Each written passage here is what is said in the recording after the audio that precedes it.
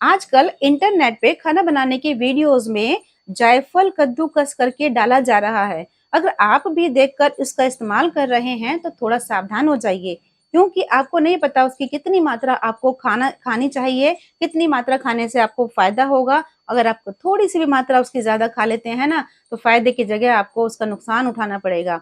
तो इसके बारे में जानकारी के लिए आज इस वीडियो को पूरा देखिए और दोस्तों के साथ में शेयर भी करिए। जायफल यानी कि नटमेग यूं तो गुणों से भरपूर है।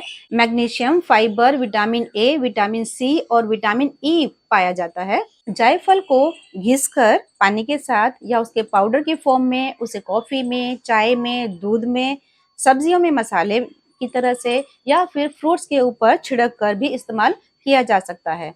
परंतु इसे कितनी मात्रा में खाना चाहिए, कब खाना चाहिए और कब नहीं खाना चाहिए, कब फायदा देता है, कब यह नुकसान देता है, ये जानना हमें बेहद जरूरी है। इस नटमेग को प्रेग्नेंट लेडीज को बिल्कुल भी नहीं खाना चाहिए।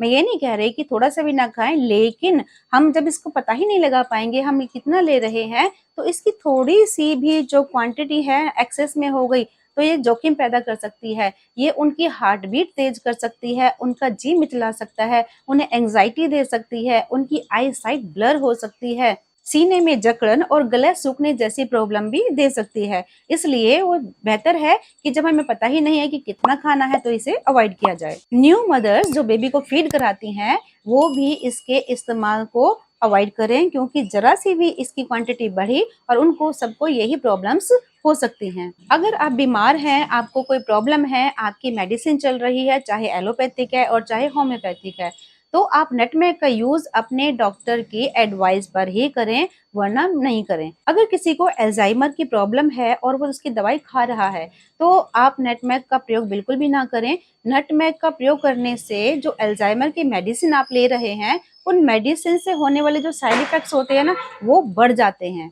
इन मेडिसिन से क्या होता है कि जो हमारे शरीर के अंदर कुछ केमिकल्स होते हैं वो बढ़ जाते हैं, उनका एक्शंस बढ़ जाता है। यही काम हमारे नटमेग का भी होता है। यह भी हमारी बॉडी के कुछ पार्ट्स में केमिकल्स को इम्प्रूव करता है, और जब दोनों को एक साथ लिया जाता है तो ये केमिकल मैनेजमेंट बिगड़ जाता है और हमें दवाइयों के साइड इफेक्ट को ज्यादा झेलना पड़ता है। अगर किसी को डिप्रेशन है तो वो दवाइयां ले रहा है, तो ये डिप्रेशन की सेडेटिव मेडिसिन के चलते हुए भी नटमेग का इस्तेमाल नहीं करना है। ये दवाइयां पेशेंट को नींद लेकर आती हैं और नटमेग से भी पेशेंट को थोड़ी थोड़ी नींद आती है, तो दोनों के मिलने से बहुत बड़ा खतरा हो सकता है। सीधा सीधा कहने का मतलब ये है कि अगर आपकी किसी भी तरह की कोई दवाई चल रही है ना, कोई भी मेडिसिन आप ले रहे हैं रेगुलरली, तो आप नटमेग को अपनी डाइट से बाहर रखें। ये तो थी बात जबकि आपकी दवाइयां चल रही हैं।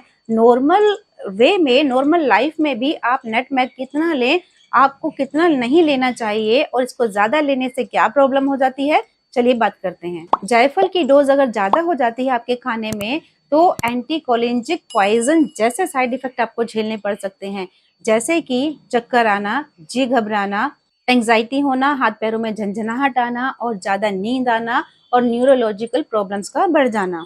नटमेग में एलिमिसिन और माइरिसिटासिन जैसे नार्कोटिक तत्व पाए जाते हैं जो हमारी मेंटल एक्टिविटी को इफेक्ट करते हैं। इसलिए इसकी ओवरडोज होने से जी मिचलाना, उल्टी होना, कपकपी होना, सीने में दर्द जैसे प्रॉब्लम्स का होना बढ़ सकता है। साथ ही साथ इसकी ओवरडोज कॉन्स्टिपेशन को जन्म दे सकती है, लिवर को फैटी बना सकती है।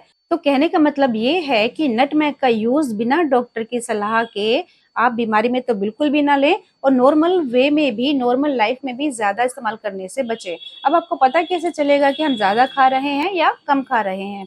तो जब डेली आप इसका यूज करें तो केवल 1 से 2 ग्राम मिलीग्राम तक की इसकी मात्रा कंज्यूम करें, इससे ज्यादा बिल्कुल भी ना करें और कंटिन्यू कई महीने तक भी ना करें। ऐसे ही किसी और जानकारी से भरी वीडियो को देखने के लिए मेरे चैनल को सब्सक्राइब करें। आपको ये वीडियो पसंद आई हो तो उसे लाइक करें, दोस्तों के साथ शेयर जरूर करें।